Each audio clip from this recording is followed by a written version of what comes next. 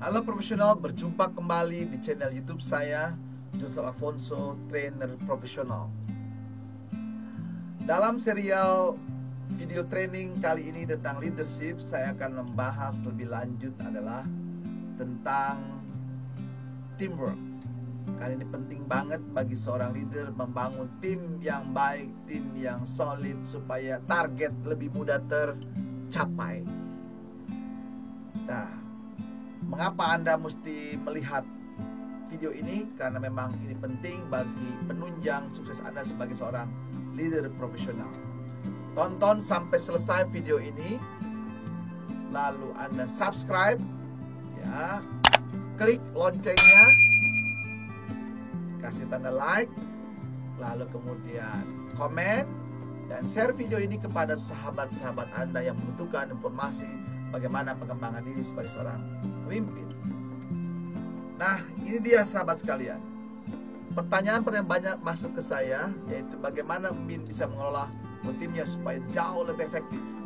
Karena tim saya bervariasi, berbeda kompetensi, berbeda karakter, kepribadian. Nah, ini memang penting sekali. Jadi saya nanti akan sharing di video ini, yaitu bagaimana memimpin supaya efektif, memimpin timnya untuk mencapai target dengan situasi yang berbeda-beda.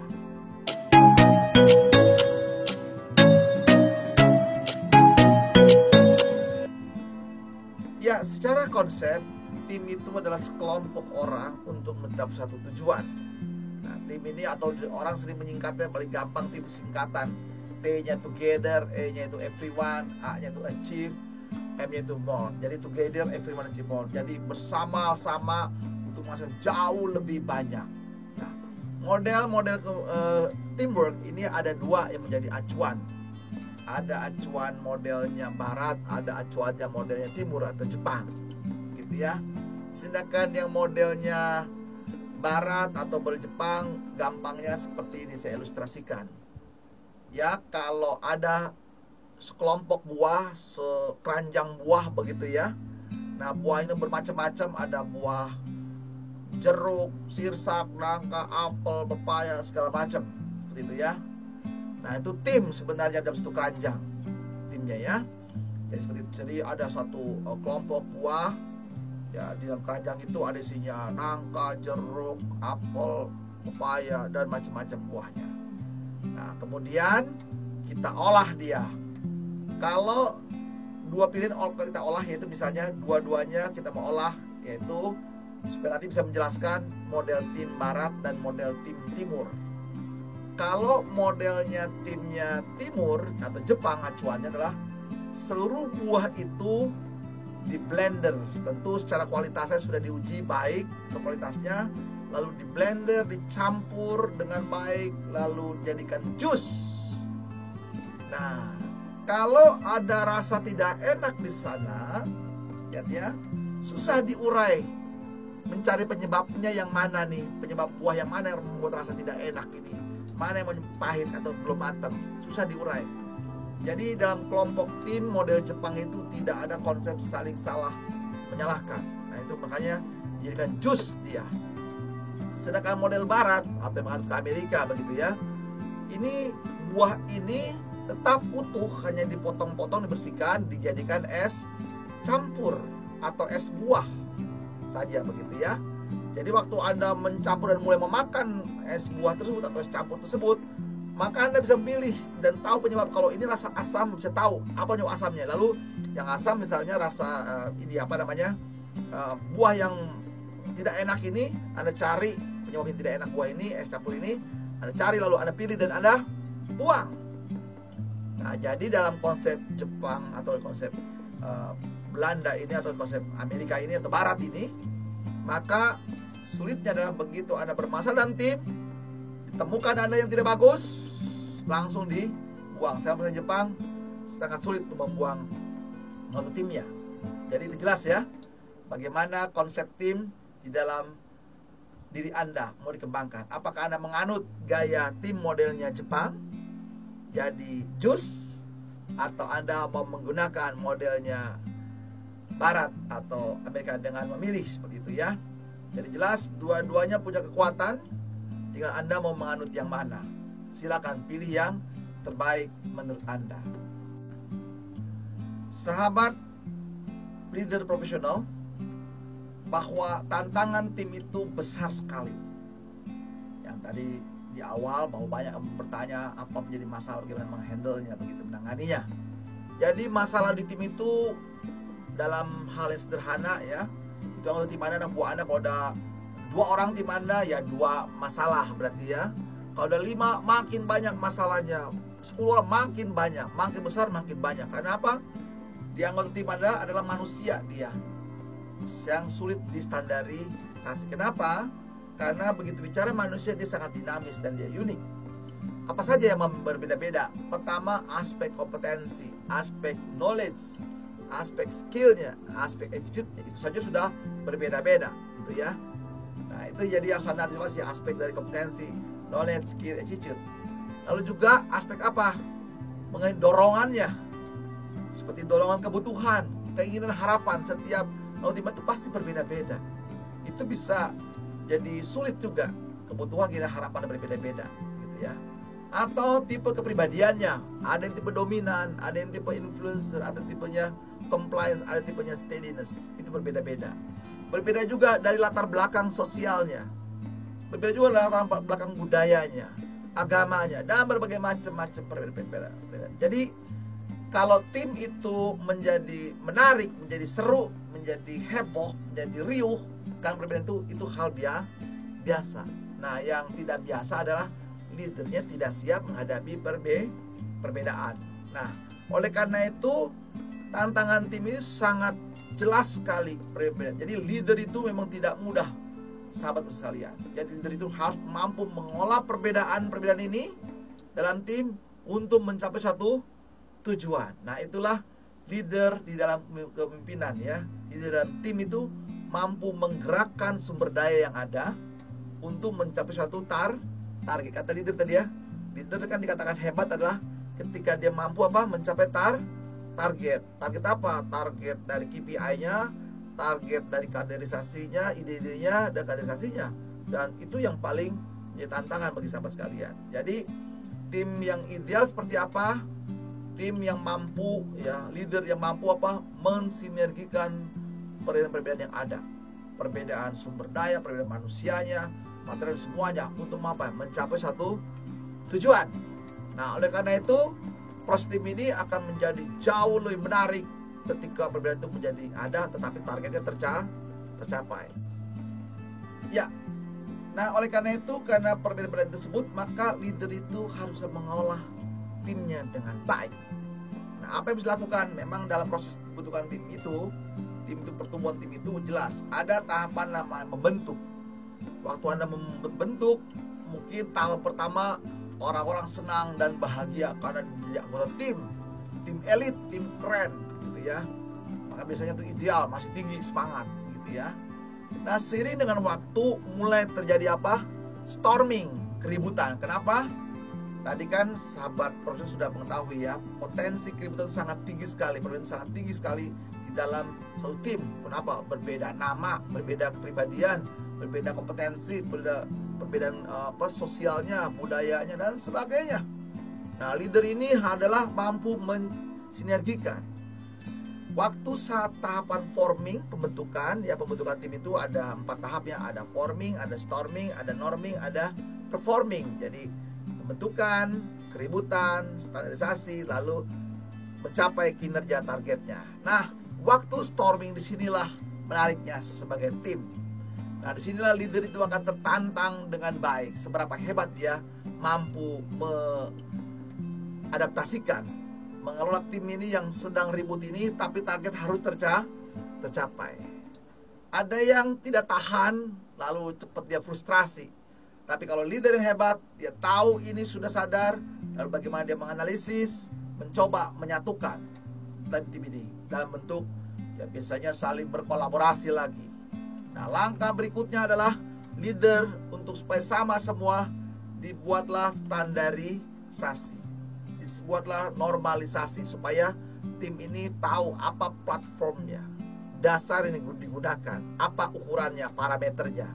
Jadi jangan sampai terbawa-bawa tadi ya, perbedaan tersebut, perbedaan budaya, perbedaan latar belakang, perbedaan kompetensi, perbedaan agama dan sebagainya.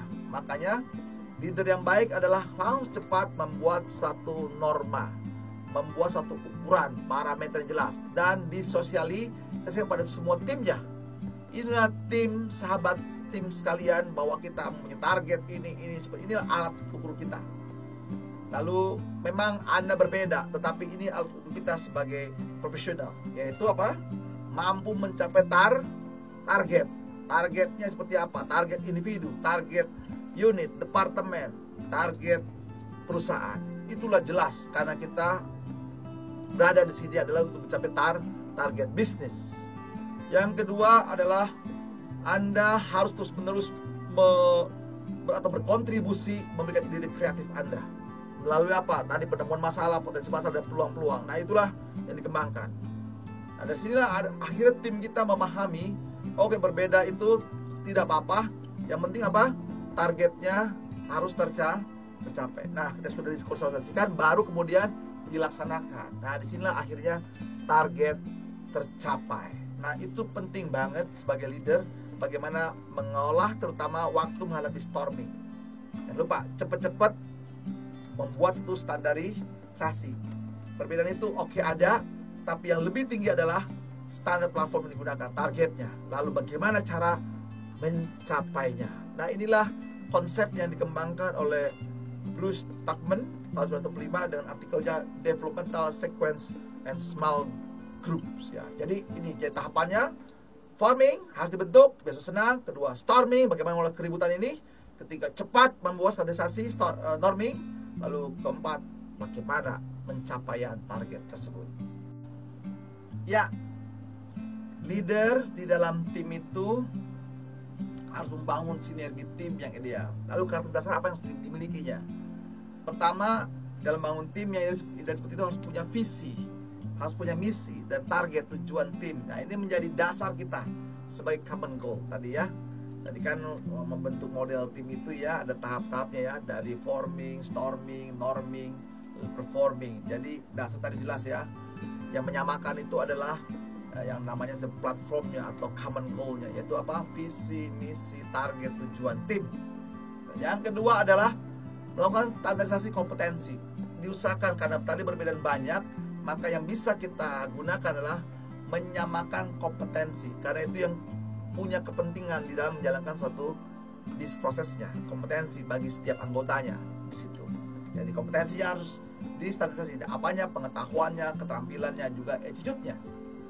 Nah, aspek yang ketiga adalah membangun tim yang sinergi seperti apa, yaitu kemampuan komunikasi secara terbuka, open komunikasi. Jadi harus apa? Mempunyai sistem komunikasi formal organisasi supaya terbuka dan jelas. Nah, kalau modelnya Japanese communication gitu ya, style komunikasi itu ada menggunakan Horenso, ada Hokoku, melaporkan, lalu Renraku, menginformasikan, lalu Sodan, mengkonsultasikan. Jadi semua komunikasi terbuka, tidak ada yang tertutup. Jadi segera laporkan, segera informasikan, segera diskusikan. Jadi ada keterbukaan komunikasi. Kalau ini tidak terpenuhi, maka tim itu menjadi kacau balau. Nah, yang keempat adalah trust, saling percaya di dalam tim. Kalau tidak saling percaya, repot. Tentu percaya itu ada ukuran, ada acuan yang digunakan sehingga bisa saling percaya, mutual trust, saling percaya di antara tim, supaya timnya memahami perannya masing-masing dan saling percaya. Ada perannya dari leader, perannya sebagai supervisor, perannya sebagai anggota. Semua itu punya kepentingan yang sama, punya tujuan yang sama, yaitu mencapai target dan percaya. Nah, jadi tidak saling merusak di situ kalau saya percaya. Nah, berikutnya adalah dalam tim itu harus punya namanya nilai-nilai dalam tim. Apa saja nilai dalam tim itu? Misalnya harus bisa percaya, kejujuran, integritas dan sebagainya harus dibangun. Namanya nilai-nilai dalam tim. Dan berikutnya adalah dalam tim itu harus ada saling mendukung, saling menghargai, saling merespon di situ ya. Tidak ada yang santai atau diam atau masa bodoh dalam tim. Karena apa? Tadi sudah ada jelas target harus tercapai, baik secara individual, secara unit, secara departemen, secara corporate. Nah, itu yang diperjuangkan. Nah, kemudian adalah pemimpin itu harus efektif. dalam memimpin, efisien, efisien, sehingga menggerakkan timnya itu jauh lebih baik. Nah, kemudian dalam tim itu karakteristik juga adalah kemampuan mengelola konflik. Tadi kan ada perbedaan itu ada keributan, maka harus dikelola dengan baik. Jadi kemampuan memanage konfliknya harus baik bagi seorang leader sini, sehingga efektif di sini. Nah, kemudian tim itu juga harus melakukan apa? Tugas terus menerus, perbaikan terus menerus, continuous improvement. Dan terakhir, siap bersinergi untuk mencapai tujuan. Itulah yang menjadi karakteristik dasar membangun sinergi tim yang efektif. Ya, tadi dalam usaha untuk mencapai sinergi tim adalah target acuannya. Lalu faktanya ada kemungkinan terjadi keributan, ada terjadi permasalahan karena memang dasar perbedaan yang ada. Nah, yang paling berbahaya adalah ketika terjadi konflik dan mengalami namanya kebuntuan. Nah, disinilah peran leader melakukan negosiasi biar jelas ya. Yang penting leader sini ketika menghadapi keributan yang sulit jalan keluarnya, tetap ada jalan keluar. Nah, melalui proses negosiasi. Oleh karena itu leader di sini dalam tim itu harus pertama-tama jangan panik, tetap tenang dan fokus. Kemudian kedua, usulkan reses berapa waktu lamanya, cari faktor penyebab. Makanya Anda nanti lihat di video saya dan problem solving, yaitu mencari permasalahannya, penyebabnya di sini. Lalu kemudian sederhananya cepat lakukan lobby apa yang diharapkan dari masing-masing pihak, diskusikan, lalu negosiasikan dan usulkan. Ada yang win-win solution, ada win-loss, ada loss-win atau loss-loss. Ya, tergantung ya. Tentu idealnya adalah win-win solution atau terjadi kolaborasi, terjadi saling mengisi di sini ya, saling melengkapi. Kenapa? Tim itu disamakan dengan satu hal, yaitu target dan tujuan. Oleh karena itu siap melakukan negosiasi di sini. Nah, di sini leader berperan sebagai mediator dalam timnya supaya tetap. Nah, yang repot kalau leadernya nggak kuat, nggak percaya diri, tidak bisa melakukan negosiasi. Jangan lupa, sahabat sekalian ya, Anda harus punya namanya pacuan kepada target. Tadi kan jelas ya, tahun ini pasti beda budaya, beda sosial, beda segala macam. Tapi yang biasanya di perusahaan itu patokannya adalah target, kedua adalah kompetensi. Itu menjadi fokus kita. Kita tidak fokus kepada yang lain-lainnya, begitu ya. Memang itu melengkapi, tapi fokuslah kepada target, kedua kepada kompetensi setiap anggota timnya supaya memudahkan mencapai target. Lalu kalau terjadi konflik juga, negosiasi apa yang dikomunikasikan, apa yang menjadi bahan konfliknya. Demikian. Ya, setelah Anda memahami video saya yang tersebut saya paparkan tentang tim, ya, jadi mengelola tim itu menarik ya sahabat sekalian.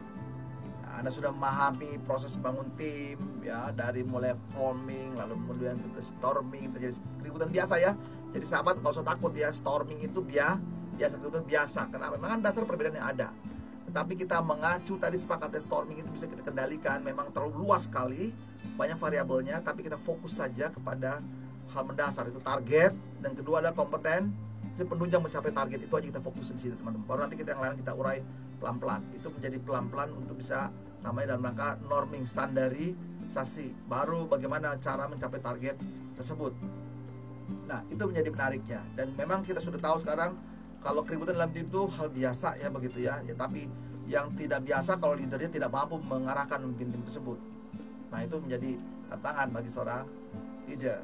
Nah, yang kata kunci yang utama adalah leader bisa mencapai target bersama melalui timnya. Sekian dari video ini, semoga bermanfaat bagi sahabat semua. Dan silakan Anda bisa melihat video-video training lainnya yang menarik, yang penting buat peningkatan kompetensi Anda sebagai leader yang hebat. God bless you.